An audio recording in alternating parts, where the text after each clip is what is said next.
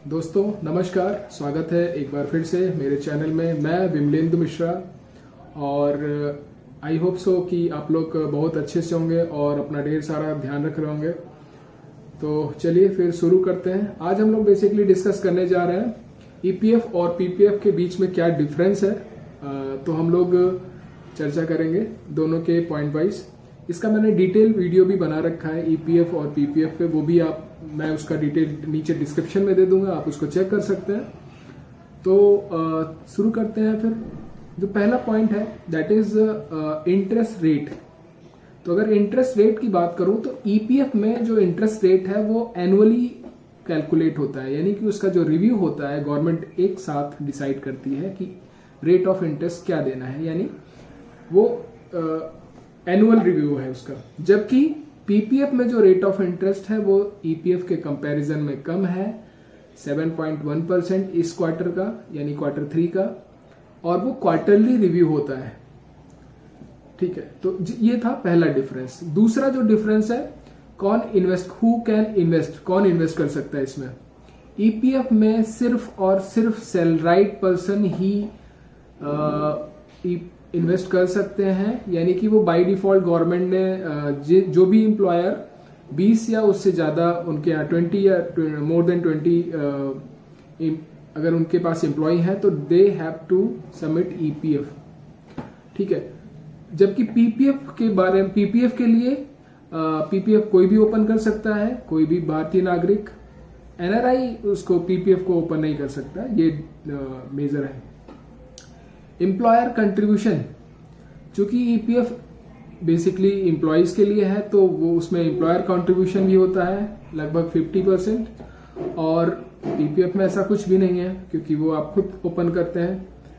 Minimum investment जो है, अगर मैं बात करूं ईपीएफ की, तो ईपीएफ में जो मिनिमम इन्वेस्टमेंट है वो लगभग 24 to 25% है, और पीपीएफ में मिनिमम जो इन्वेस्टमेंट है वो 500 रुपीज आप एनुअली सबमिट डिपॉजिट कर सकते हैं।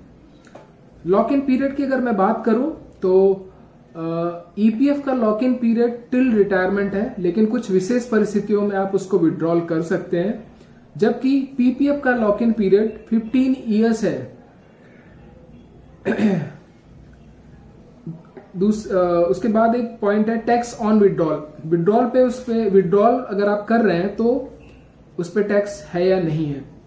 तो अगर ईपीएफ आप 5 ईयर के बाद विड्रॉल करते हैं तो उस पे कोई टैक्स नहीं है।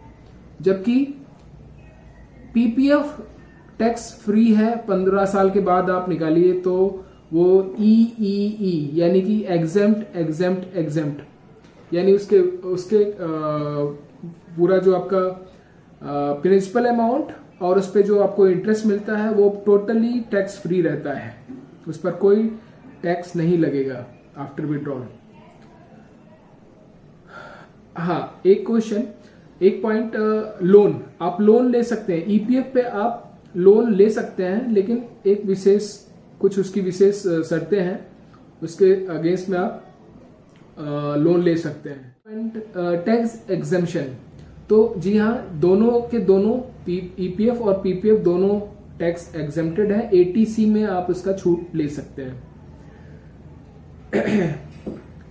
हाँ, विड्रॉल की अगर बात करूं, अगर प्री मैच्योरिटी की बात करूं तो ईपीएफ आप प्री मैच्योर विड्रॉल कर सकते हैं कुछ विशेष परिस्थितियों में, जबकि पीपीएफ में ऐसा नहीं है। पीपीएफ आप विड्रॉल नहीं कर सकते हैं, पार्शियली आप विड्रॉल कर सकते हैं एक सर्टेन टाइम पीरियड के बाद। ये स्कीम ऑफर कौन करता है? स्कीम ऑफर करता है ईपीएफओ, जो कि एक गवर्नमेंट की संस्था है, एम्प्लॉय प्रोविडेंट फंड ऑर्गेनाइजेशन, जो आपके पीएफ को मैनेज करता है, ईपीएफओ। और पीपीएफ जो मैनेज होता है वो होता है बैंक से, पोस्ट ऑफिस से, और जो रेपुटेटेड प्राइवेट सेक्टर के बैंक्स हैं उनके द्वारा पीपीएफ मैनेज होता है। दोनों ही स्कीमें लॉन्ग टर्म का एक अच्छा निवेश है, और आप जब हम पोर्टफोलियो की बात करते हैं तो ईपीएफ और पीपीएफ आपके पोर्टफोलियो में एक अहम भूमिका करते हैं, और आफ्टर रिटायरमेंट के लिए ये दोनों ही प्लान बहुत ही अच्छे हैं। जरूर ईपीएफ तो बाय डिफॉल्ट आपको मिल जाता है, बट पीपीएफ आपको वॉलंटरी लेना होता है। तो मैं सजेस्ट करता हूं कि आप पीपीएफ जरूर ओपन करें, ये आपके फ्यूचर प्लानिंग के लिए बहुत ही अच्छी चीज है। तो thank you for watching my video. अगर आपको वीडियो अच्छा लगा हो तो प्लीज लाइक करिए, सब्सक्राइब करिए और मुझे सपोर्ट करिए, और इसी तरह से इंफॉर्मेटिव वीडियोस मैं आपके लिए बनाता रहूंगा। Thank you very much.